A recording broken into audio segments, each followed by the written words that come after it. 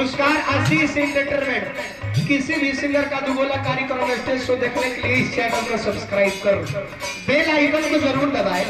यदि वीडियो पसंद है तो लाइक शेयर और कमेंट करना ना भूलें। यदि आप वीडियो मिक्सिंग, ऑडियो मिक्सिंग और फोटो मिक्सिंग की बेसिक जानकारी लेना चाहते हैं तो हमारे यहाँ कुशलता पूर्वक कोर्स करने की सुविधा उपलब्ध है। स्थान जीरादेई बाजार सिवान बिहार से निर्माता विकास तिवारी जी माने बार बार कॉल लगी रही। बाबा के चैनल खूब आगे में है बढ़ो। हम भगवान भोले बाबा से विनती करब कि हमरा विकास बाबा के चैनल के आगे बढ़ाई। ये रवा से विनती करब। ठीक है। अच्छा है इनका गौले है बड़ा सुंदर लागल है, बढ़िया के बात बा। लेकिन चलो हम तारा के नए के थाट में सुना देता है। लड़किया के बिया भइल बा। आ लड़किया ससुराल से नैहर आइल बिया। जब लड़का से प्यार करत रहे लड़का एक दिन रास्ता में भेटा जाता। अब जाके लड़कवा से कहता कि ए जाने मन कहा एक परदेसी डार्लिंग अस्थिर कहरा से बर्दाश्त ना होला, हम तो हर डार्लिंग भाई। लड़किया जाके कहता अपना जान से देखो ना पहले से कैसा लागता नहीं। लड़का चुपचाप देखता लेकिन कुछ बोलत नहीं है। बाद में अपने से कहता कि पहले से ज्यादा लगिला चॉकलेट।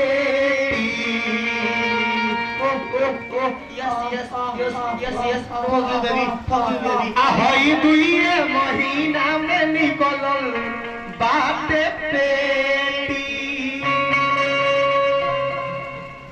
अरे नैहर में रहलू टूटी टिहरी आ ससुरा में कइलू रे जान।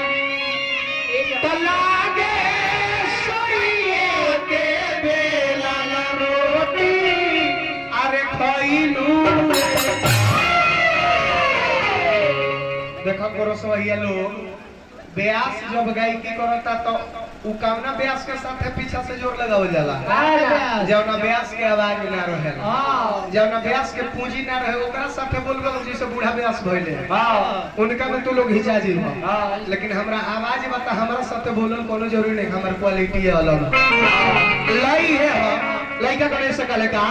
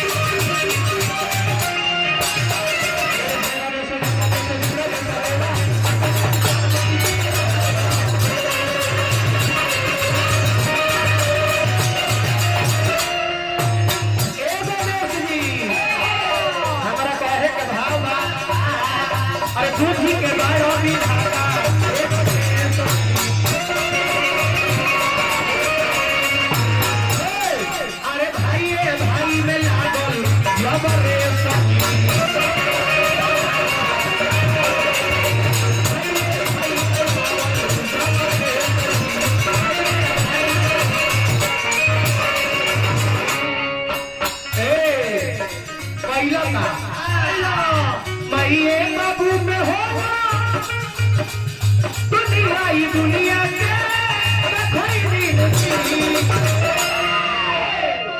कहाँ से हम गीत गावत आज के नयका लड़कों से थोड़े गवाई ना गवाई। कैसे कि जे ग्रंथ पढ़ी ओकरे निमन निमन विद्याता के बात भेटाई। ग्रंथ हम पढ़ले बानी तो हम बात बतावत है। गणेश जी के बारे में कवि जी लिखत है कि बुद्धि के बड़ा विधाता है गणेश जी। भाई में लागल जबरेश जी। कब के बात है? एक बार के बात है कि भगवान भोलेनाथ देख ली हले अपना दोनों लड़का के लड़ाई करते हुए। गणेश जी कहते हैं कि पहले हमारे बिया हुई तो कार्तिक जी कहते हैं पहले हमारे बिया हुई। अब दोनों जना जब लड़े लगा लोग आपस में भोलेनाथ कहले कि लड़ाई बढ़ करो। सबसे पहले बियाह ओकरे होई जे तीनों त्रिलोक 14 भुवन के सबसे पहले परिक्रमा करके हमरा लोगे आई ओकरे माथे सबसे पहले मौड़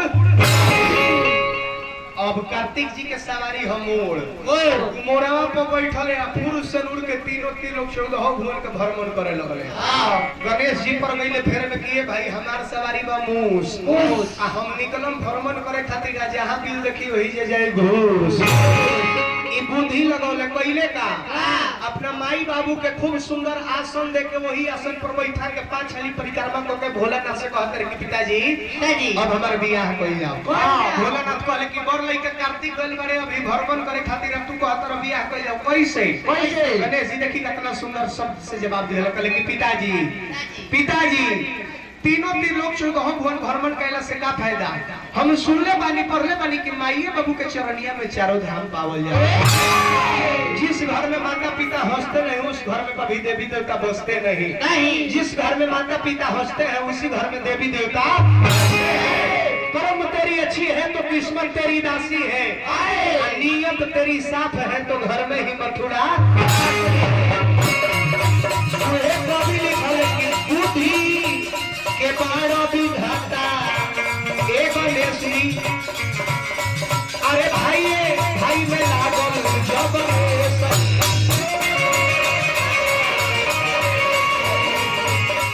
अरे माइए बाबू में हो दुनिया के भैली रुचि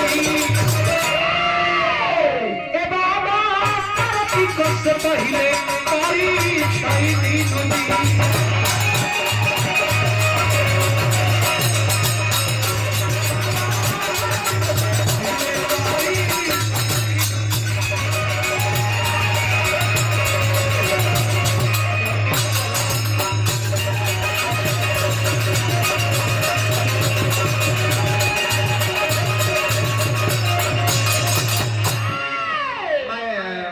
गीत गा ले जा हमने गा गणेश जी के गवा गए।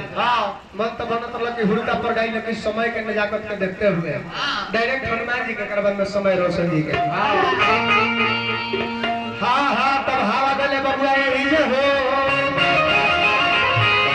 जीवन बना ले रे पगा हरि गुलावा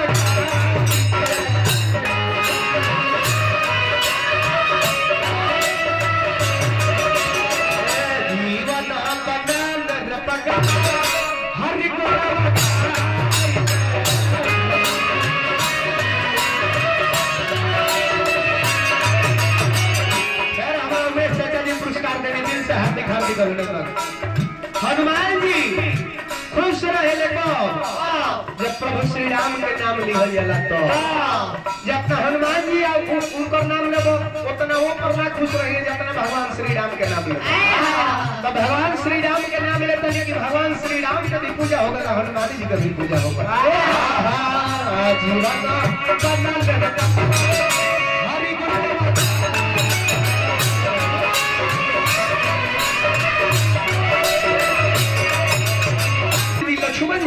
झूलाई भगवान भोलेनाथ से ये विनती करना रही।